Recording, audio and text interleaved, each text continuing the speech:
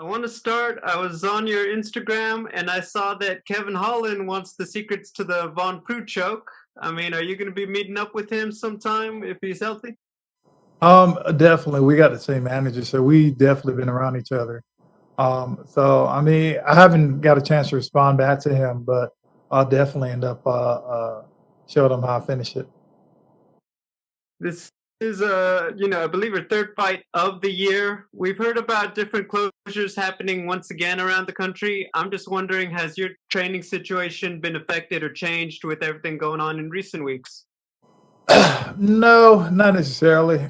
It's just like the fight that I had back in September or whatnot. Couldn't worry about that. And my primary focus is to train, and that's what I've been doing. And if I start worrying about other little stuff that's happening around me, I won't focus on training. I mean, it's something I can't control, so that's why I don't worry about it. Understood. There's a lot going on at light heavyweight lately. I wanted your thoughts. How do you think things play out potentially with Adesanya and Jan Blachowicz? Man, to be honest, I didn't even know about that fight until this week. I just kind of actually until like yesterday. So you know what? I don't know. I really don't know. I could say I'm interested in it, but not necessarily. All I got to do is just like take my one fight at a time, and whenever my opportunity comes, which would be sometime in 2021, I won't be worried about it.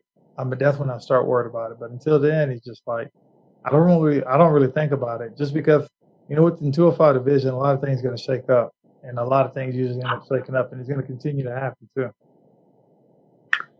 My final question to talk about what you have going on. Can you just give me your thoughts on Jamahal Hill as an opponent and what he brings to the table?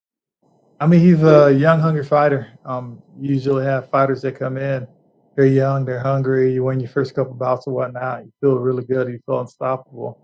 But you always got to remember, I've been in this game for a while too. So I mean, he do have a lot of threats, but I think overall, I have more threats than he does. Great, thank you. Good luck. Thank you. Hi, Ovince. Hey, how you doing? I'm fine, thanks.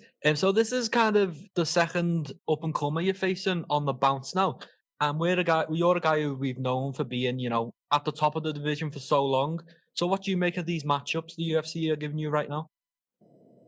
Man, I'm not complaining about it. I mean, at the end of the day, is a situation where, if I have a chance to put on a good show and potentially have a really good bonus out of that, I'm not going to complain about it. This is a fight game, and if you tell me to fight somebody and to fight a favorable fight from towards my end, I'm definitely going to end up taking it. But moving into 2021, is the ambition to still climb up them rankings and potentially pursue another shot at the title? Oh yeah, definitely. That's been everything since day one. Even with my roller coaster, record, or even my roller coaster career or whatnot. That's been everything since day one. So 2020 is kind of me getting my feet back in the water. 2021 is me actually busting open the door. And just finally, you moved up to heavyweight, fought Ben Rothwell. It didn't quite go your way. Was that a one-off? Are you done with heavyweight, or do you see yourself going back there at some point? It depends. If the opportunity presented itself, I'll do it again, because it was fun not to cut weight, but it was a little different because some of the shots I put him down with, like most light heavyweight, would have stayed on the ground. You can see that from my last fight. But like I said, it was a good learning experience, and would I do it again? Definitely. Okay, thanks for your time. Good luck with fight night. Thank you. Hey, Ovince, kind of following up on an earlier question about facing the up-and-comers. 2 fights ago, you fought a guy who was undefeated coming into the UFC, had picked up a lot of wins in a row, and you obviously submitted him. Then your last fight, Alonzo Menifield had a bit of hype behind him. You knock him out. Is it kind of fun, facing the young guys and kind of, being that first blemish on their record, so to speak? Because obviously here you got Jamahal Hill, he's undefeated, but you are, kind of a big step up in competition for him. I mean, definitely. I don't know. It's just like, for some reason, at times I think out of the 205 division for up and coming guy, I think I'll be one of the worst guys to actually go in with. But it is what it is. Some guys feel like they have it, and some guys want to jump into the top. But it's different, man. This game is different because you got guys that've been around for a while, like myself. And you got the experience level behind it, and there's not only that, just experience being in the cage with like top level guys and whatnot. And these guys are coming up. Yes, I mean anything can happen within a fight, but the circumstances between that fight, with what I got going on, with what I've been through fighting wise and whatnot, is going to make it a lot more difficult for him. And I mean, every time you look at the outcome towards the fight or whatnot, it's leaning towards my way very, very much so. And what's crazy about it too is like even the odds right now got me actually the underdogs. And it's funny because I think the Vegas odds the Vegas when they doing their odds or whatnot, they're looking at a guy with an undefeated record. Yeah, I mean, it necessarily don't mean anything. I've been wild for a while. It's the same thing. My last fight, I was underdog. Apparently, this fight, I'm the underdog too. So it works in my favor. Does that bug you at all though? That knowing the work you put in and the guys you fought and beaten, and you kind of faced the who's who of this division for a lot of years, and you have wins over so many of them. Is it frustrating that maybe you're not getting the respect you deserve? Going into some of these fights. No, they just don't know any better. I mean, a lot of times when people look at people kind of relate it to boxing. They'll be like, this person's going to lose because this person an undefeated boxer or whatnot. The mixed martial arts is completely different. If you stay in this game long enough, you're not going to be undefeated. It's point blank. It's really hard to be undefeated because that day is going to come when you catch an L. But even in this 205 division right now, if your talent level, if you just coming in and you want to jump right on top and start fighting the top guys in the division, it's not going to take long for you to get that first L. Is there some excitement though about the growth of the light heavyweight division? Because for a lot of years, it was basically 6 or 7 guys at the top. Yourself, Glover, Ryan Bader when he was around. John Jones obviously at the top, and then you had like a lot of guys who were just kind of behind you who could never really get into that top 6 or 7. Now we are seeing a lot more young, up and coming, light heavyweights. The division is kind of filling out. Is there some kind of fun to that, knowing light heavyweight is actually growing and getting bigger? Because again, for the longest time, it felt like we had like 6 or 7 top guys, and then just a lot of kind of no names. What reason you have 6 or 7 top guys? Because they knew how to correct that margin of error. What I mean by that is, I tell people a lot of times, when I was first coming up, I think my first 5 fights in the UFC, I was like 5-0. And, when that happened, it's cool. But when you start hitting the top 15 and whatnot, you'd be like, okay, that was a little work for me right now. The top 10, you start hitting that top 10, you'd be like, okay, these fights are going my way, but they're more of a decision type of win. Or, I got to put a little more effort towards this win. But when you get in the top 5, to be honest, man, that margin of error is small because every time that window of error is small. And if you mess up, they'll capitalize on that. I mean, the best example I can use on that is if you watch Glover. That's what Glover does all the time. When he fought Anthony Smith, Anthony Smith had him hurt. And when he just kind of waited his turn and ended up beating Anthony Smith. Same thing with his last fight when he fought Thiago Santos. Same thing. He's been there. He knows how to do that. He's just like, okay, cool. I'm not in trouble. And that's what that's where experience come from. It's just like when you're in that top 5, it's hard. But some guys are in that top 5, and it's hard to stay in that top 5 too. Because when you actually fighting these top fighters or whatnot, a lot of these young guys want to hurry up and come up. My advice would be like, you can do that, but just remember, if you fight somebody in the top 5, after you do that, there is going to be no more easy fights for you. Everybody that you're going to fight is going to be within the top 5 to top 10. And that means every single time you're going to have to be scratching and crawling for everything. So these people don't understand. Like, I like where I'm at, but when 2021 come around, I'm hitting the doors full running because I've been there before and I know what to expect. So I'm good. And last one to that point, if everything goes well on Saturday and you beat John Mahal Hill, when you look at the division, you mentioned a guy like Anthony Smith, who was on a couple tough losses, got a big win this past weekend. Is that kind of the idea? Not Anthony Smith necessarily, but is that kind of the idea after this? Like, obviously you're going to fight who the UFC puts in front of you, but would you like to see more established names? Not necessarily you have to fight the number 1 guy right away, but is there a part of you that feels like you want to fight more established guys after this one, after you kind of have, 3 three prospects in a row, kind of, in your last three light heavyweight fights? Man, yeah, but at the end of the day, like I said, for me, I'm an entertainer.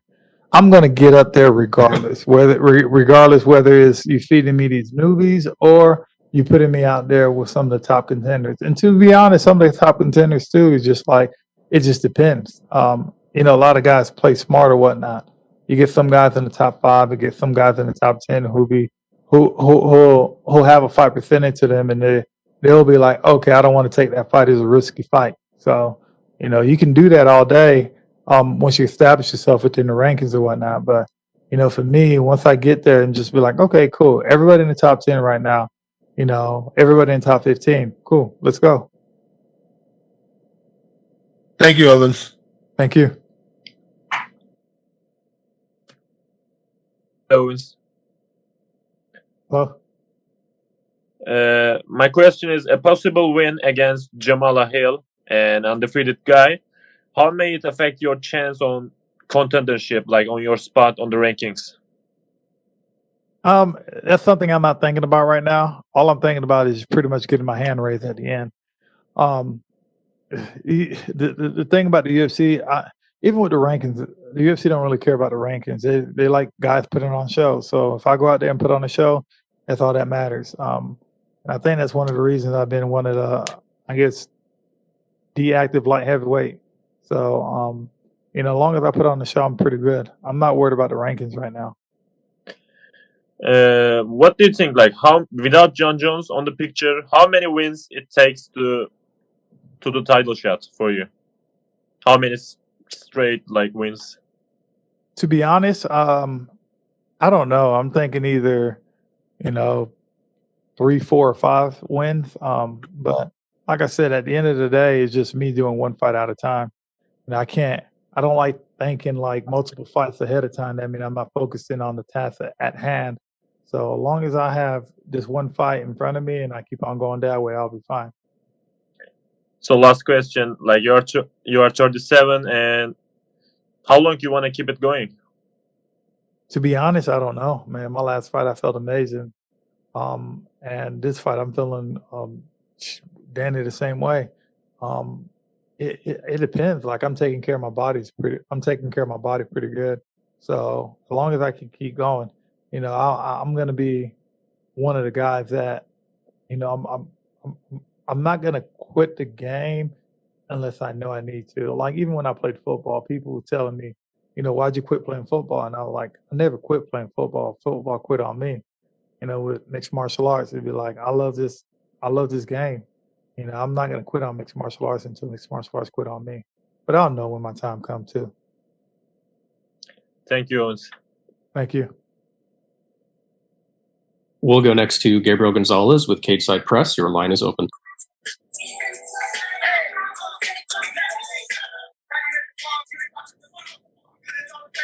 Gabriel, your line is open. Okay. We'll go instead to Cote Cruz with Ford Win Podcast. Your line is open. Hey, Ovince, how you doing? I'm doing good. You're reviving with that song, man. Yeah. Well, it happens. With this fight, you will match Shogun and Jones for the most light heavyweight fights in history. What do you think about reaching this milestone? How does that make you feel as a fighter? You said I'll do what now? I'm sorry, I'll repeat. I said that with this fight, you will match Shogun and Jones for the most light heavyweight fights in history. Oh, okay. So, what do you think about reaching this milestone? Man, to be quite honest, I didn't know that. Yeah, I didn't know that. It's crazy because apparently I got a lot of, things going within the 205 division. The most finishes, the most close. I don't know. There's a lot of records that I'm up there for in the 205 division that I never realized or whatnot. And I guess that's another one.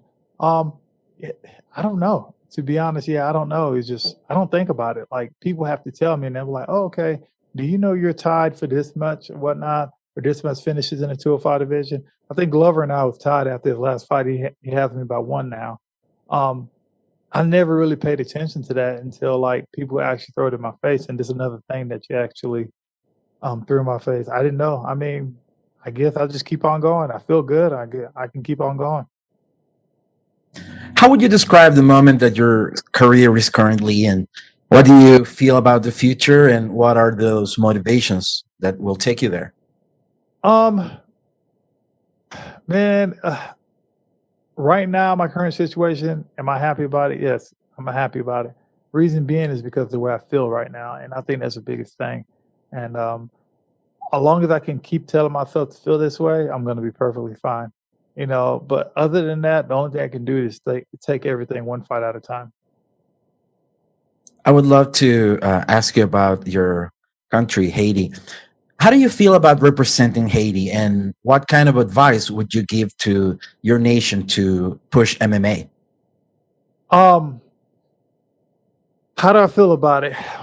First generation Haitian American, and both my parents were born in Haiti and stuff. And a lot of times, it's one of them things where I come out and I have a Haitian flag with me all the time, and people don't realize that. It's like, a lot of the reason I do it because of my heritage and whatnot. It means a lot, and it can go back as to there's a slogan that a lot of the first generation Haitian kids have is 1804, which means like when Haiti got their independence from France, and it means a lot because Haiti was the first Black republic to break away from slavery. So with that, you have to have a strong lineage or whatnot, and that's what I always kind of remind myself where I come from. So, but as of mixed martial arts in Haiti or whatnot, you have a lot of guys right now, Haitian fighters that are coming up. It just take time. It literally take time. So, but it's crazy. A lot of them are coming up within the mixed martial arts realm. But if you look at other sports like football, track, and basketball, especially football, we are pretty much all over the place in football right now. But yeah, me being Haitian means a lot. It means a lot.